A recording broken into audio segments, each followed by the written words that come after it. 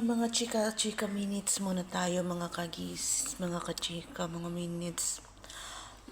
Mga bishi, ang daming magsabi na sa akin na, uy, pahiram, kumari, pahiram, pero basin sa jud mga bishi, kay wala jud ko'y kwarta. O sa papud, marami papud akong utang, no. May unta kong marami kong pera, wala naman. Tapos may utang pa ako, so di naman lahat nga oras nga. Bisan man kung naa ko'y trabaho, pero wala man jud ko'y kwarta, no.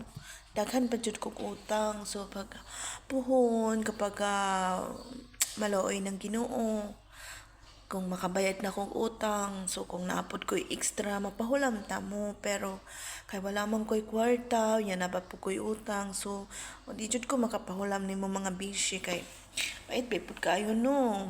Wala man jud ko tunog, di man jud lisuras kinabuhi karon. Maulagi, no, pero sige lang, kay maluwag-luwag lang magdapuhon, magi oras nga kuan man kadang may time lang jud ba nga perting lisuras kinabuhi karon, no. Sa kung saan na to bangidag trabaho, bangidag kwarta, kay pamilyado man gud tagod, so una mga Diyos nagpasensya jud mo, kay ngano wala jud ko'y bisag piso karon, no. What jud perti chung paitas kinabuhi, wala gyud taon kay kwarta. Real talk lang, bisan nga kuan, bisan nga sabihin mo nga abroad niya, kay ay trabaho. Naku mga bishi, Diyos ko Lord. Kung pamilyado nga tao, kahit may trabaho kulang pa. Sa palaliton ngayon, lalo na pag may mga estudyante, sus, Ginoo, lisod kayong kinabuhi, no. Tsaka wala pa jud ko'y pisag piso, kaya wala jud ko'y pahulam. Unya karon kay napa man ko ko'y utang, daghan pa kong utang, no, bayaran pa na nako. Pag nakatapos ako magbayad, isupay, kay wala man akong pera. Wala pang pangbayad karon, no. So, it means tsaga-tsaga muna, kasi kahit mahirap yung trabaho, tsaga-tsaga lang, kasi isud ang kinabuhi. Masan sabihin mo na ganito, pero wala jud.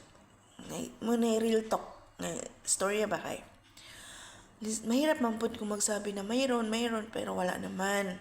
So, ano lang, pag mayroon na, okay, pang wala, di wala, nga.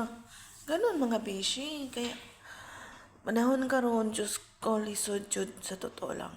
Lisod kaayo ang panginabuhi, lalo na karon sa crisis jud. Pait kayo. Nood lang. Nyawap. Ang mga palaliton po sa Pilipinas, no, grabe po jud kamahal. As in, bugas pa lang, grabe jud. Kaya, lisod kaayo. Daghan pangandoy kinabuhi, pero perting lisura. Sweldo gamay lang. Ay pa kay pamilya, perting pahita.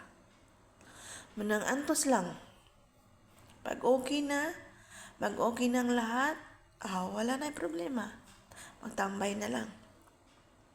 Pero sa panahon karon, pait jud kayo. Pait kayo, bisan atong ingnon nga natay trabaho, pero dili man kada adlaw ta nagkita kwarta. Di man ta kada adlaw na natay income kada adlaw. Binulan man ang sahod ng mga empleyado. Insinas katapusan. Kanya kada adlaw ka nagastos, Kung wala pod kay income kada adlaw, wala man pod bi. Unsa man na nato ron? Kay wala man tay income kada adlaw. Wala jud. Munang antos lang. Mao lang to, salamat. Kay kung mayroon ako, mayroon din. Kung wala din ako, bishi. Bye!